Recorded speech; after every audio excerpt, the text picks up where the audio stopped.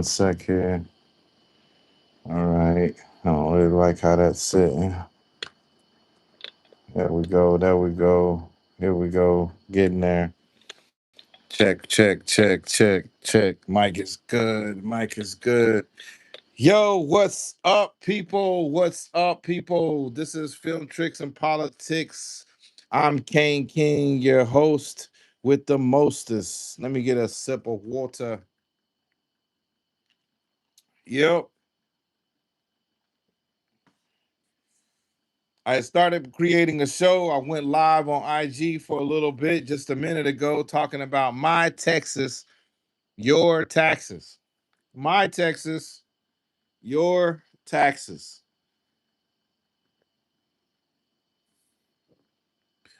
I guess I was just kind of skimming around and I was looking at tax incentives for filmmaking. This is Film Chicks and Politics. I'm the filmmaker Kane King, and I'm here to talk about film and taxes and these tax incentives, and really just thinking about how I've been seeing how a lot of people are getting really excited about the tax incentives, and I wanted to know why. So I took a deep dive and I started thinking about it and working my way through why Hollywood is overseas making movies. What's the political impact? So tonight, I'm going to talk about Trump's tariffs on movies. He's putting 100% tariff on movies that are being made over there.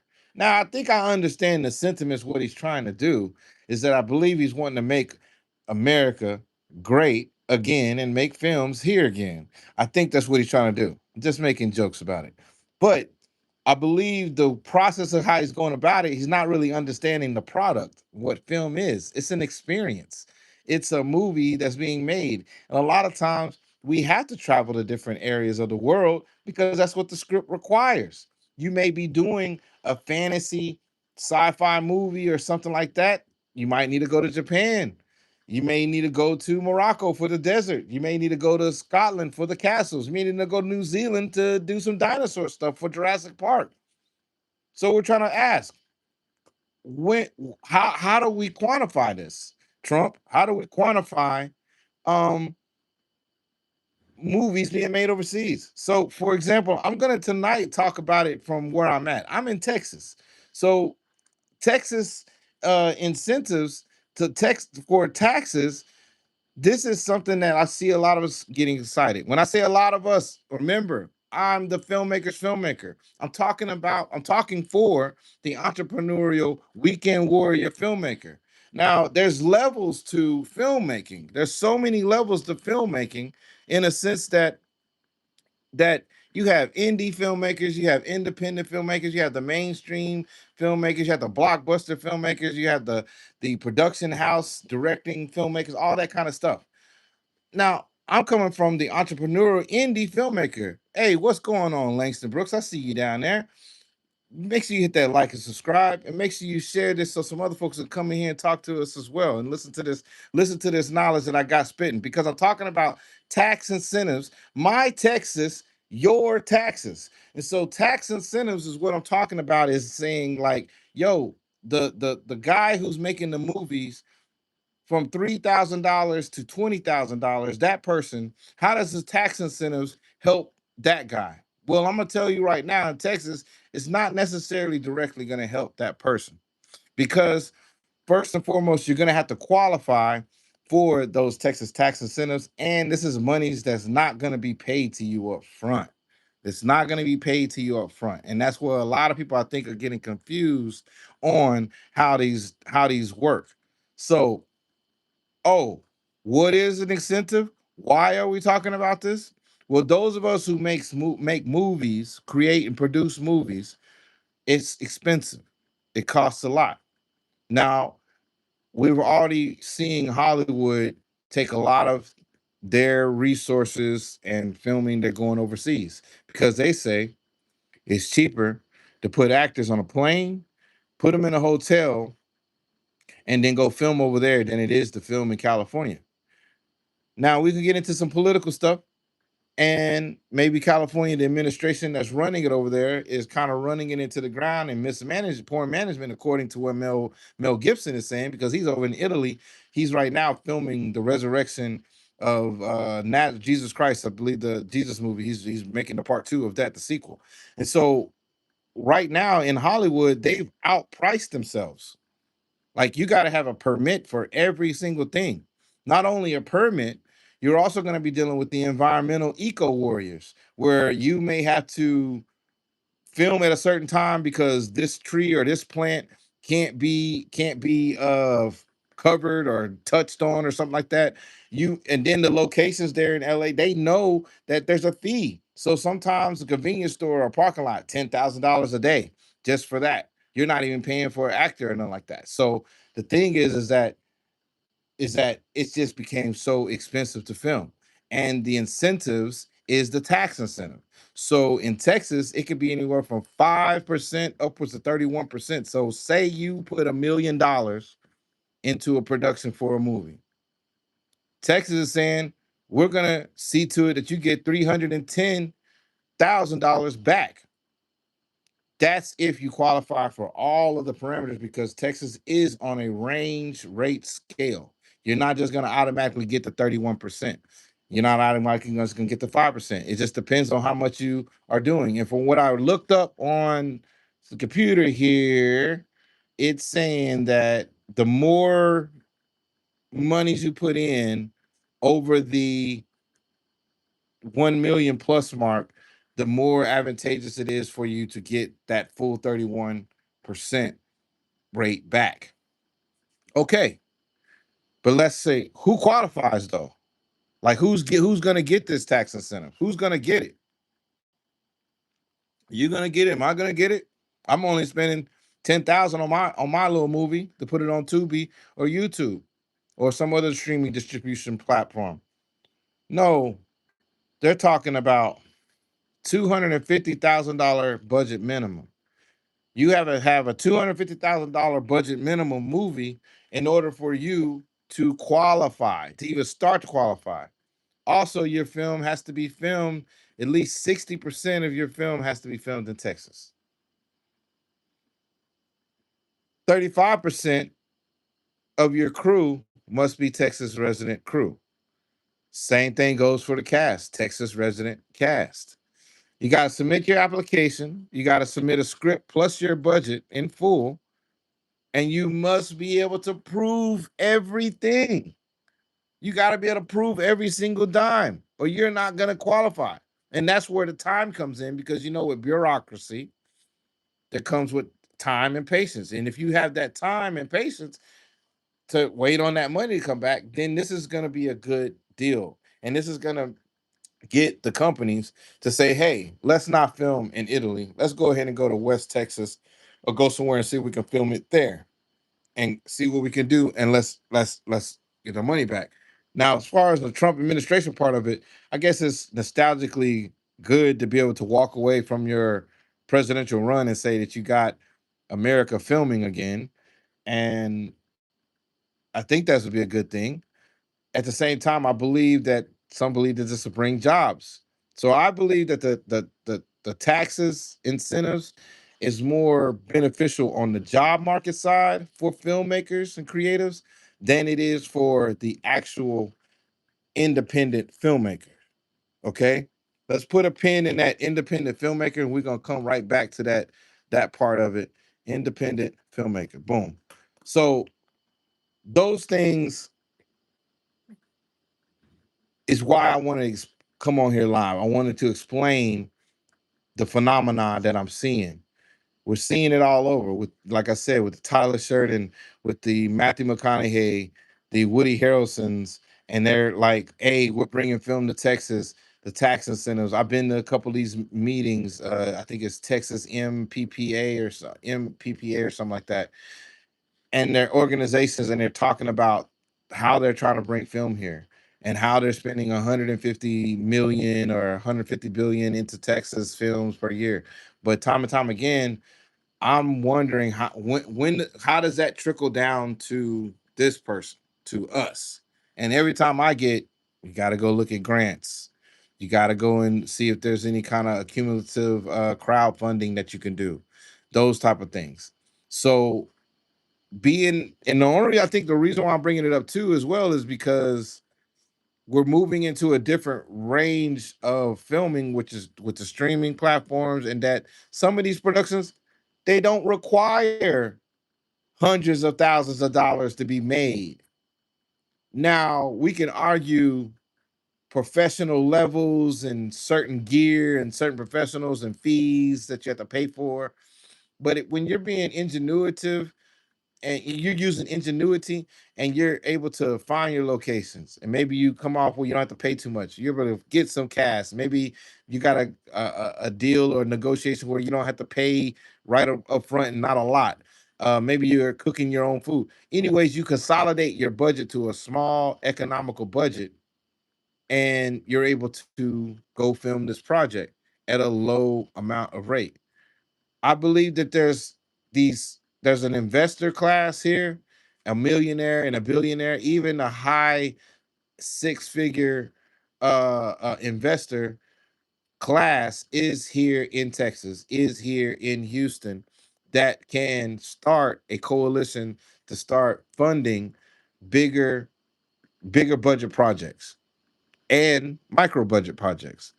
And the reason why I say and micro budget projects, because I believe that's where you're going to find the majority of your talent and the majority of your consistency of longevity of humans, because it's going to take humans to create this industry, this art, what's going on here. When I do comparative analysis with Dallas and Austin and Houston, when I do those comparative analysis, and forgive me, you folks out there who aren't, savvy to Texas, I'm just speaking to Texas right now and the surrounding states that could come over and benefit from Texas if you got transportation to get here. Dallas, Austin, Houston seems to be kind of like the powerhouse meccas of making movies and things of that sort, video production or production. Each one has their own gem that one probably doesn't have. Houston kind of has everything that each one of those cities have, except for they don't have the infrastructure of sound stages, and they don't have the consistency of crew personnel, good skilled personnel crew. That's the issue. There's a lot of people here in Houston filming, but there's not a lot of people here with the expertise on how to film and how to run a production crew and how to be efficient and economical for teams that come here from out of state to come film in Texas. So once so that right there tells me two things. There's not enough jobs going on and to get that experience level in Houston, and there's definitely not any information being told to the investor class in order for to create jobs and events for people to go film, because we need that budget and money. That's not going to come from the coming of age Ryan, the new Ryan Coogler, the new James Cameron, the new Spike Lee, the new badass director. That's not gonna that's not gonna help it. Being able to make films at $3,000, saving $3,000 or $10,000 up for a year or 2 years, and then going out to go film, but using all of that money to make it, but not having the knowledge and monies put back for marketing, because the marketing, that's where it's at for to get the eyes on the film, is the marketing. So we need to create an investor class, and we need big industry to come in with their big dollars for us to create up forums and platforms and panels in order to create an investor class.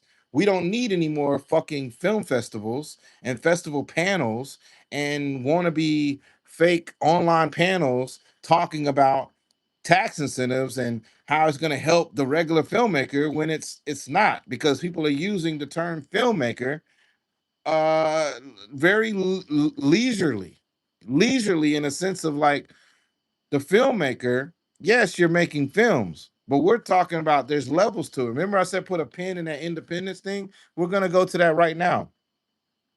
So there's levels to it. For me, I like to say that there's an independent, like a guerrilla, there's a guerrilla entrepreneurial level where you got a camera and you're just going to go in the clubs, you go on your homies, you're just filming music videos, just doing what you got to do. You really ain't had no training or anything like that. You're just going out here doing it. Or maybe you had a little bit of training and you're just doing this as a hobby and this is fun for you and it gets you into places that you want to be in.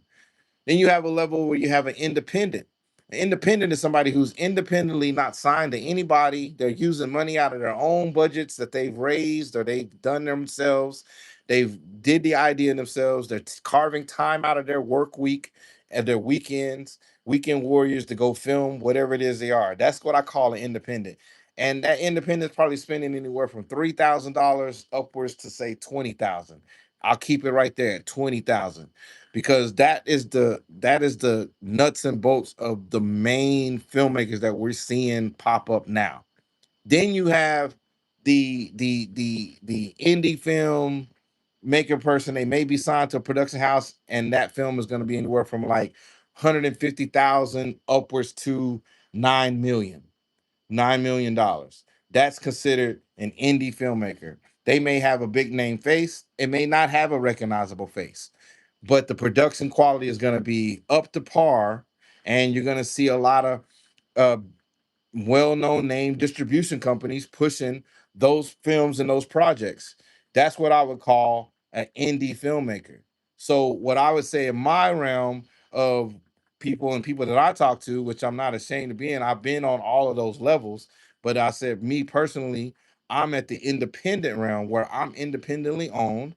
I have my own product, I have my own projects. I'm only putting anywhere from three to $20,000 into my projects to film them, but they're all personally funded or some sort of crowdsourcing. And so this is my influence to say, investor class, listen to this. You can make some money and returns back passively with those smaller micro budgets. But until you get into the realm of the $250,000 plus budget, you're not going to be able to tap into the money that we're leaving on the table with the state of Texas that's giving away these tax incentives. That's where we need to get to.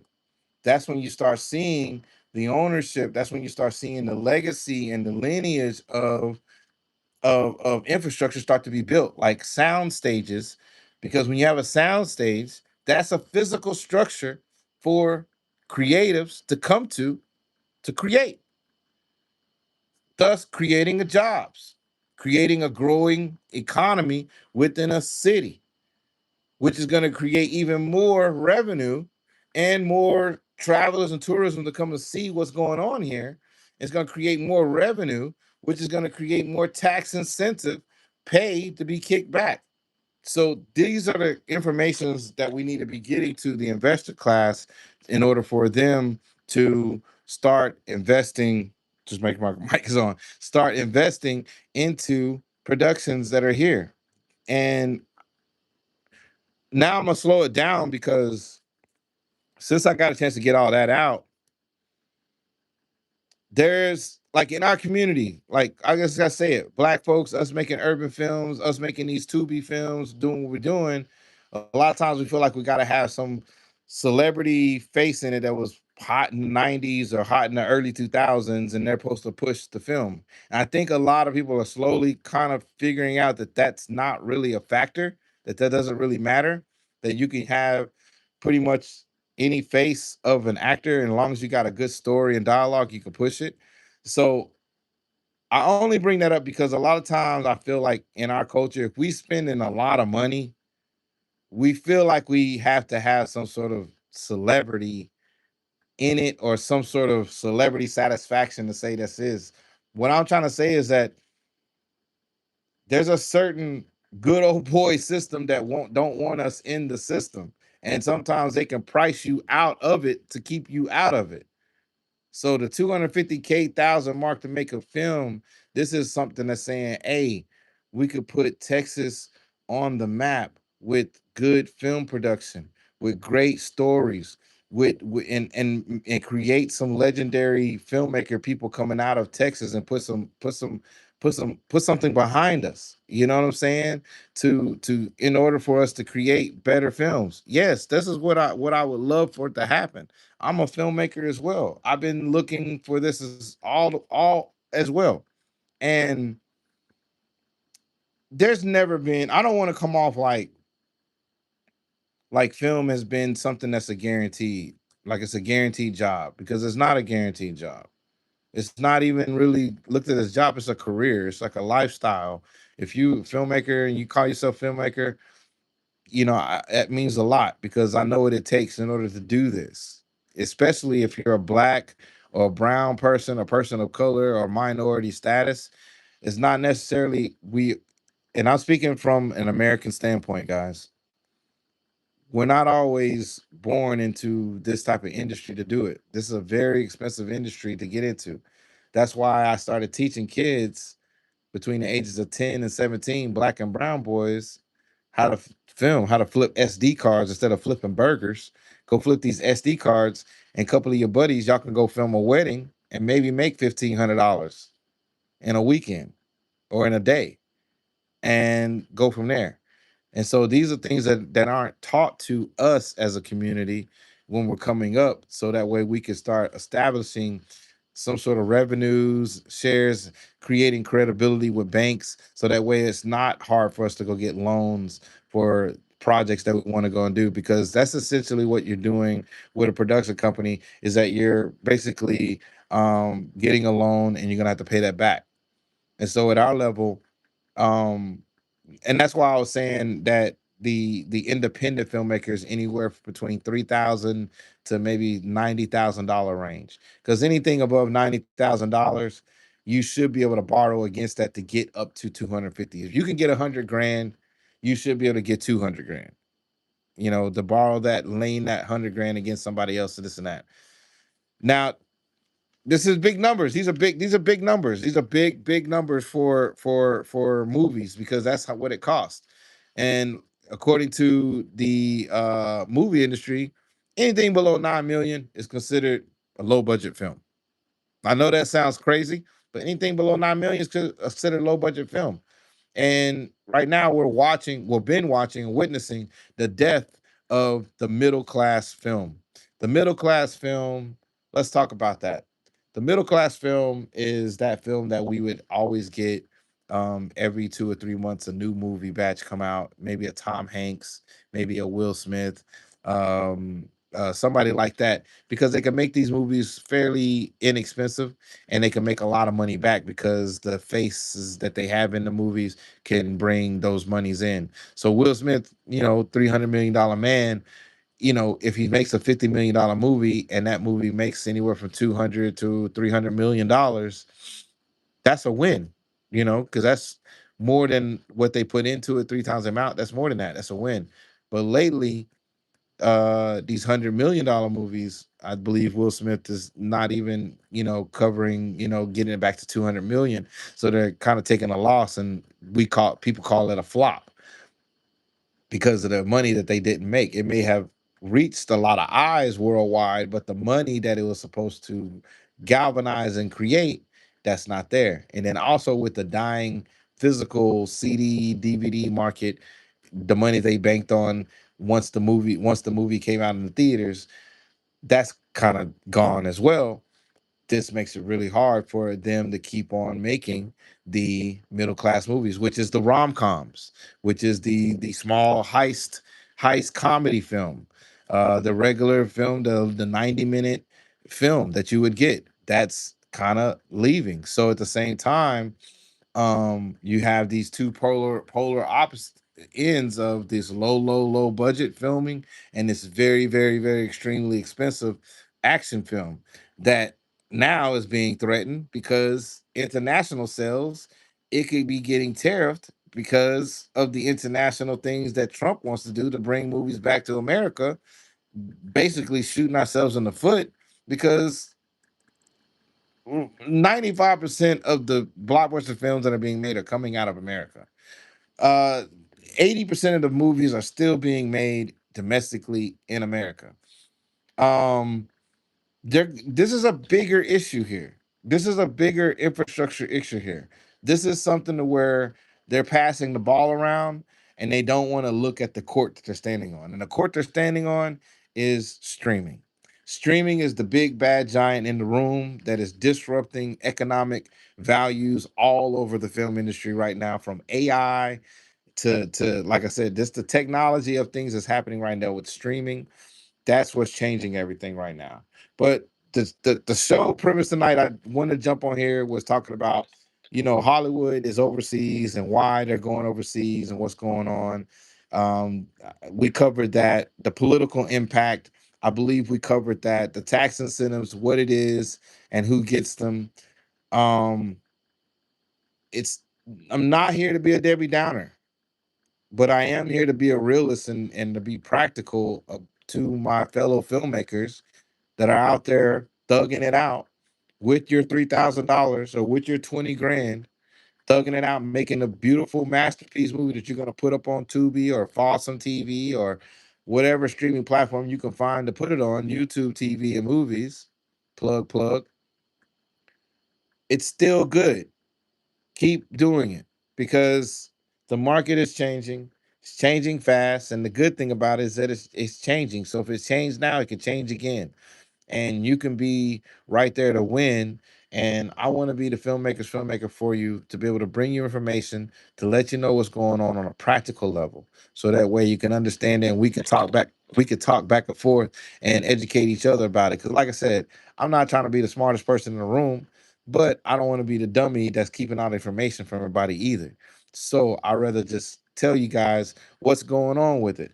I don't think this is something that Trump is using for trolling. I do really think that he has a sound idea to bring industry back to America, whether it be the manufacturing industry, the energy industry, the medical industry, or the film industry. All of it is needed. We need movies. Movies is art. We need art. Art helps us move the world around. It gives us encouragement. Movies teaches us things. It transcends through our minds and souls through time. We need movies as part. It's a staple of our economy. It is a product that we export out of this country, that people break their necks and kill themselves to get to our country because of what movies have said America is about. So movies are important. Don't think for 1 second that movies aren't important. Don't think that 1 second bringing American films back to America to be filmed here is not important. And don't think that we're not looking out for the unions and that we don't look out for the crew of American crews that work here, the director of photographies, the lighting guys, the gaffers, the best boy grips, the administrative staffs, the line producers, the ads, the assistant directors, assistant with camera, all of that stuff. Those jobs will get better when these bigger companies, and when in Texas our investor class decides to get their ass out of the club, out of the car shows, out of the eateries with the double stack waffles with the shrimps on them. When they decide to come out of there and start to really get into this investor thing to make some real money in industry and make some real impact, because we don't have the Bear Gordys around here no more. We don't have the Quincy Jones around here, the Joe Jacksons around here no more. You know what I'm saying? The people that make things happen. We need some of those people back, and we need that budget to come along with it. So we need those investor class to come and invest. Start investing your money. Get groups together to get the amounts that you need to have. These are the things that we need to be pushing the envelopes on. Yo, I'm Kane King. I hope that you guys like this quick live that I did for you guys about tax incentives, Texas taxes. This is really directed towards Texas. That's where I'm at filming. That's where I really have my main concern as far as like what we could do in this industry, because we got film schools here, all these film students coming out, and it's a damn shame that we have to understand that they're going to leave this state and take that skill and talent to another city or state or country, out of our country, and and put that somewhere else when we can have them right here in Texas making movies and making a good living and a good earning. So if you guys support Texas and tax incentives, if you support Texas filmmakers, put it in the comments. I'm really interested. I can't wait to see your comments on this, and please share it. Hit that like and subscribe and notification bells. And every Tuesday, I will be coming with you with something new. Peace.